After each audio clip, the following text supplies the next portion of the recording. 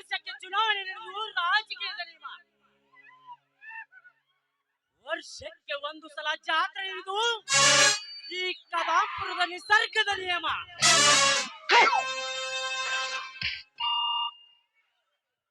ದಿನಕ್ಕೆ ಒಂದು ಸಲ ಬೇಟೆಯಾಡುವುದು ಈ ಬಂದೂಕಿನ ಹುಟ್ಟು ಧರ್ಮ.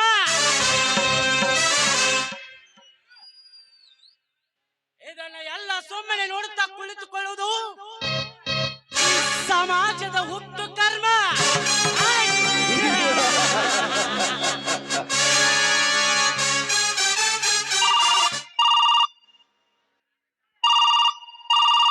ಹಲೋ ಕರ್ಣ, ನಾನು ಹುಬ್ಬಳ್ಳಿಯಿಂದ ವಿಕ್ರಮ್ ಮಾತನಾಡುತ್ತಿರೋದು.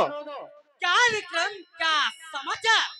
ಕರ್ಣ, ಕಳ್ಳ ಸಾಗಣೆಯಿಂದ ಇಂದು ರಾತ್ರಿ ಹುಬ್ಬಳ್ಳಿ ಮಾರ್ಗವಾಗಿ ಬೆಂಗಳೂರಿಗೆ ರೇಷನ್ ಸಾಗುತ್ತಿರುವ ಈ ಪ್ರತಾಪನ ಲಾರಿ ಹಿಡಿದು ಅದರಲ್ಲಿರುವ ಮಾಲನ್ನು ಬಡಬಗರಿಗೆ ಹಂಚಬೇಕೆಂದು ಈ ಕಳಿಸಿದ ಹೆಣ್ಣಿನ ಕಡೆಯವರಾದ ಕಾಳ, ಭೀಮ, ರುದ್ರ, ಗುಂಡ ಆ ಪ್ರತಾಪನ ಲಾರಿ ಡ್ರೈವರ್ಗಳಿಂದ 10,000 ಹಣ ಲಂಚ ತೆಗೆದುಕೊಂಡು ಆ ಲಾರಿ ಡ್ರೈವರ್ಗಳು ಸುಮ್ಮನೆ ಬಿಟ್ಟರು. ಕರ್ಣ, ಸುಮ್ಮನೆ ಬಿಟ್ಟರು.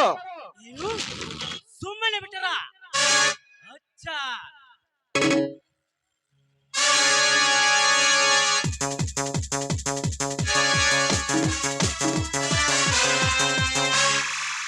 ಬಾಸ್ ಬಾಸ್ ಲೇ ಕುತ್ತೆ, ಯಾಕೆ ಏನಾಯ್ತು? ಸಾರಿ ಬಾಸ್, ನಮ್ಮನ್ನು ಕ್ಷಮಿಸಿಬಿಡಿ. ಆ ಪ್ರತಾಪ್ ಮತ್ತೆ ರಮೇಶ್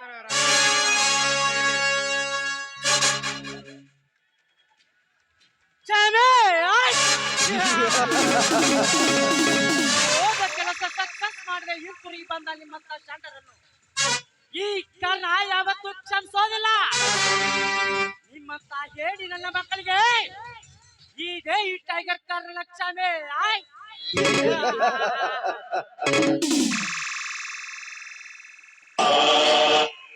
ಇದುವರೆಗೂ ನಾವಿಟ್ಟ ಗುರಿ ತಪ್ಪಿಲ್ಲ ಬಾಸ್, ಇದುವರೆಗೂ ತಪ್ಪಿಲ್ಲ. ನಮ್ಮನ್ನು ಕ್ಷಮಿಸು ಬಾಸ್, ಕ್ಷಮಿಸು. ಬಿಟ್ಟು ಬಿಡು. ಬಿಟ್ಟು ಬಿಡಬೇಕಾ?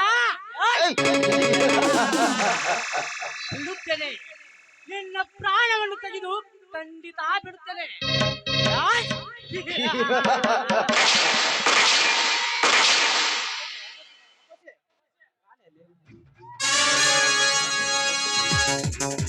ಆ ಪ್ರತಾಪನ ಲಾರಿಗಳನ್ನು ಹಿಡಿದು ಅದರಲ್ಲಿರುವ ಮಾಲನ್ನು ಬಡಬಗರಿಗೆ ಹಂಚಬೇಕೆಂದು ನಮ್ಮ ಪ್ರಯತ್ನ ವಿಫಲವಾಯಿತು ಬಾಸ್.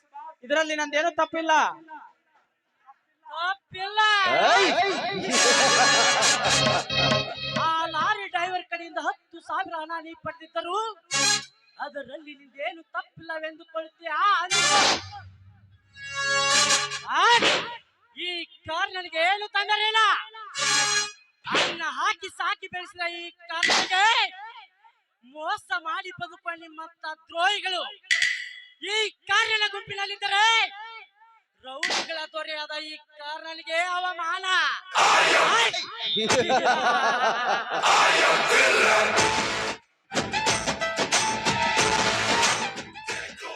ಅವರು ಚಾಲ್ದಿ ಮಗಳಿದೆ ಮಂಕೆ. ಯಾವ ಕಡೆ ಹೋದರೂ ಗೊತ್ತಾಗ್ಲಿಲ್ಲ. ಬಹುಶಃ ಅವರು ಬೆಂಗಳೂರು ರೂಟ್ ಹಿಡಿದು ಹೋಗಿರಬೇಕು.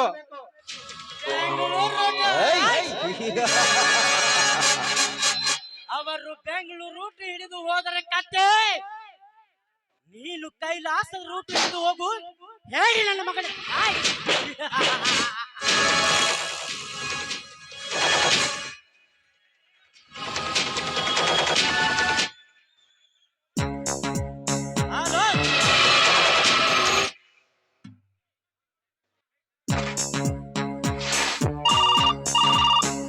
ಹಲೋ ಕರ್ಣ, ನಿನಗೆ ಮೋಸ ಮಾಡಿ ತಪ್ಪಿಸಿಕೊಂಡ ಪ್ರತಾಪನ ಕಡೆಯವರು ಹಣ ತುಂಬಿದ ಸೂಸ್ಕ್ಯಾಟ್ ಹಿಡಿದುಕೊಂಡು ಮೆಜೆಸ್ಟಿಕ್ ನಲ್ಲಿ ತಿರುಗಾಡುತ್ತಿದ್ದಾರೆ.